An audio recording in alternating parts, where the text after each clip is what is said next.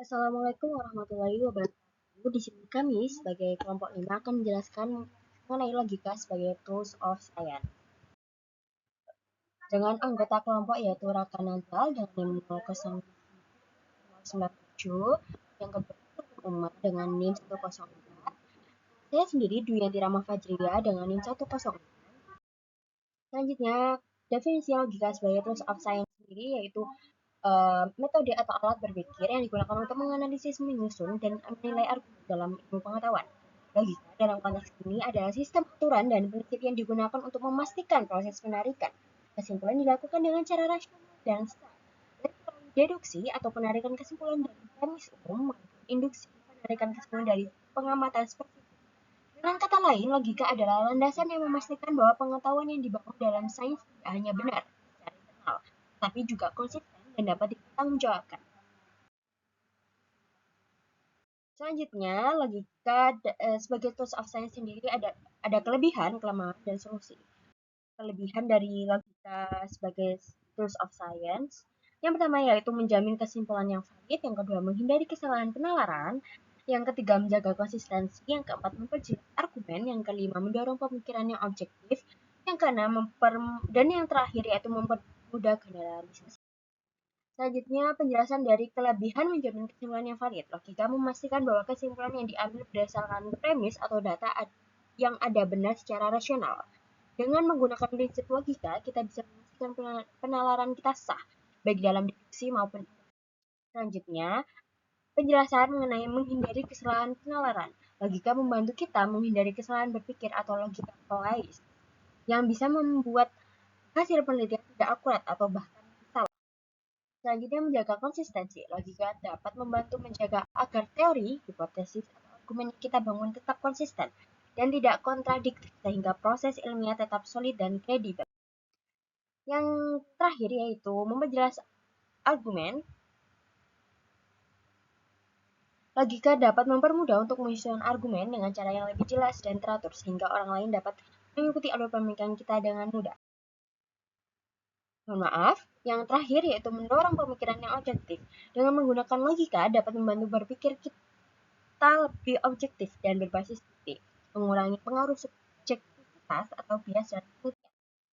Selanjutnya yaitu mempermudah generalisasi. Logika induktif memungkinkan kita untuk menarik kesimpulan umum atau teori dari data spesifik dengan cara yang sah dan sistematis, meningkatkan daya prediksi teori yang kita kembangkan. Selanjutnya kami akan menjelaskan mengenai kekurangan logika sebagai tools of science sendiri, yaitu yang pertama, ketergantungan pada premis yang benar.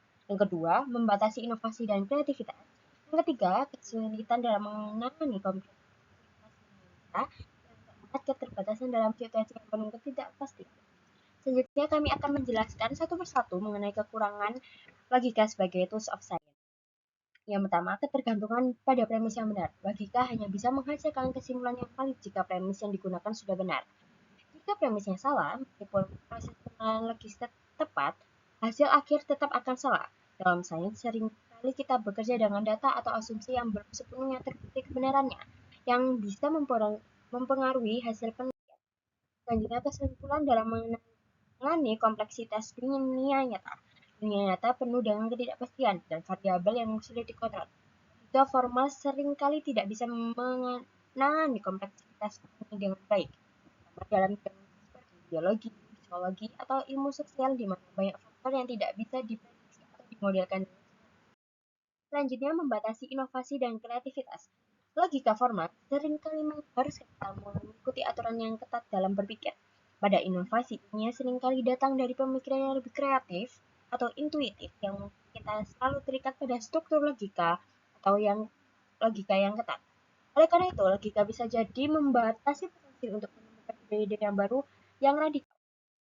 Yang terakhir yaitu keterbatasan dalam situasi yang penuh ketidakpastian. Dalam hal ini, banyak eksperimen atau penelitian ilmiah, terutama melibatkan data besar atau big data, logika formal seringkali tidak cukup fleksibel untuk menangani ketidakpastian yang muncul.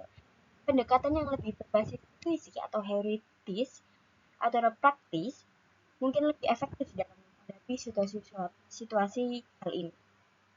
Selanjutnya, kami akan menjelaskan mengenai solusi dari kelemahan logika sebagai tools of science.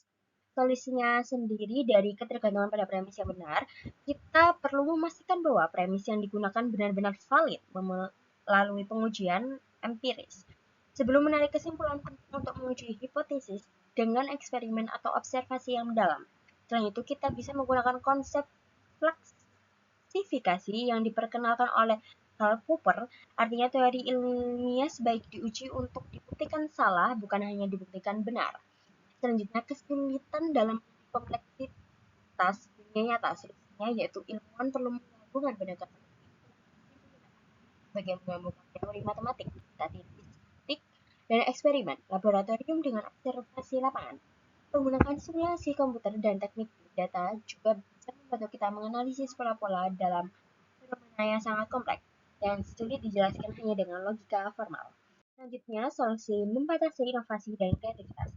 Logika formal memang penting, tetapi untuk mendorong inovasi ilmiah, kita juga perlu memikirkan kreatif. Ilmuwan bisa mendorong pemikiran non-linear atau berpikir di luar batas logika yang ketat.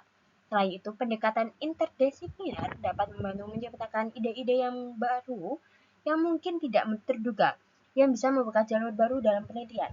Selanjutnya yaitu keterbatasan dalam situasi yang penuh ketidakpastian. Solusi yang dapat digunakan yaitu metode statistik Bayesian. Pendekatan ini mungkin kita untuk memperbarui pengetahuan berdasarkan data. Kita mengelola ketidakpastian dalam prediksinya. Selain itu, dengan big data dan machine learning, kita bisa menemukan pola dalam data yang sangat besar dalam kompleks, meskipun kadang-kadang logika formal tidak dapat memberikan jawaban yang pasti. Contoh dari logika sebagai tools of science dalam ilmu kimia yaitu asam basa. Teori Bronsted-Lowry mengidentifikasi bahwa asam adalah zat yang dapat memberikan proton H+, sementara basa adalah yang menerima proton. Teori ini merupakan contoh penerapan logika deduktif dalam menjelaskan perilaku asam dan basa dalam reaksi kimia. Premis 1, asam dapat memberikan proton H+ dalam reaksi kimia. Premis 2, basa dapat menerima proton H+ dalam reaksi kimia. Kesimpulannya dapat diambil yaitu dalam reaksi asam basa, jika suatu zat kehilangan proton, maka zat tersebut berperan sebagai asam. Sedangkan jika suatu zat menerima proton, maka zat tersebut berperan sebagai basa. Berikut ialah referensi yang kami gunakan. Baik, terima kasih. Sekian dari kelompok 5. Selebihnya mohon maaf apabila ada kesalahan kata atau kurang jelas. Sebelumnya kami mohon maaf. Wassalamualaikum warahmatullahi wabarakatuh.